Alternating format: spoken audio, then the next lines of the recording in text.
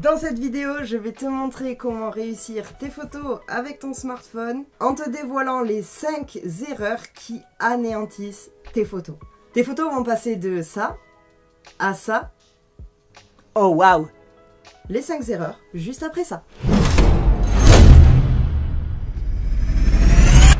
On va pas perdre plus de temps et on va commencer avec la première erreur. Un horizon bancal. C'est quelque chose qui arrive souvent quand on fait une photo. On n'y fait pas forcément attention, mais c'est vraiment la chose qui va faire la différence visuellement.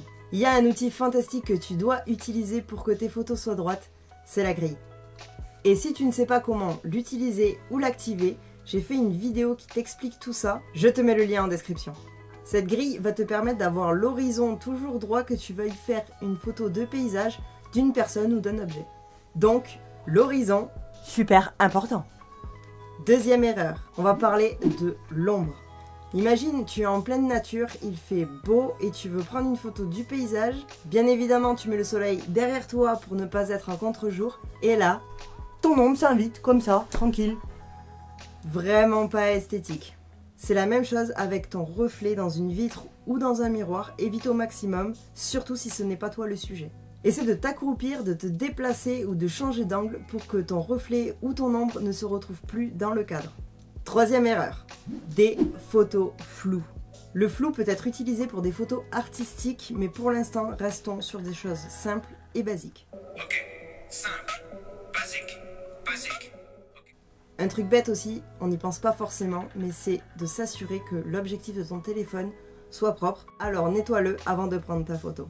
Ensuite, lorsque tu prends ta photo, essaye de rester le plus stable possible, de ne pas trop bouger. Cela évitera le flou de mouvement. Tu peux aussi te retrouver avec des photos floues lorsque tu es en environnement de basse lumière, c'est-à-dire soit le soir, soit en intérieur. Dans ces cas-là, je te conseille donc d'éclairer avec une autre source de lumière ton sujet pour que ce flou de mouvement ne soit pas présent sur ta photo. Passons maintenant à la quatrième erreur. On va maintenant parler des objets parasites. Parasite. Ce que j'appelle les objets parasites, ce sont tous les objets qui vont être autour ou derrière ton sujet et qui polluent ton image. Cela peut être des personnes que tu ne connais pas, une poubelle, un poteau, un sac, une veste, etc. Ces objets parasites vont interférer avec le regard du spectateur et il ne va plus savoir où et quoi regarder sur ton image. Alors ce que je te conseille, c'est de te poser la question si c'est esthétique ou non. Et si la réponse est non, retire les objets que tu peux retirer ou déplace-toi pour avoir un angle de vue qui soit meilleur, pour avoir ton sujet qui soit pratiquement tout seul et avoir une photo bien aérée et dégagée.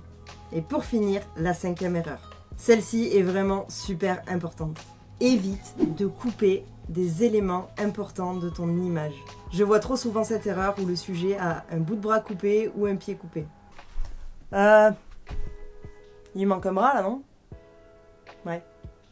Si tu souhaites faire une photo d'une personne où tu ne veux pas la voir en entière, coupe à la ceinture ou au niveau du cou, mais évite de couper au niveau des chevilles ou des genoux. Comme je le dis souvent, Si tu veux couper, le fais pas à moitié.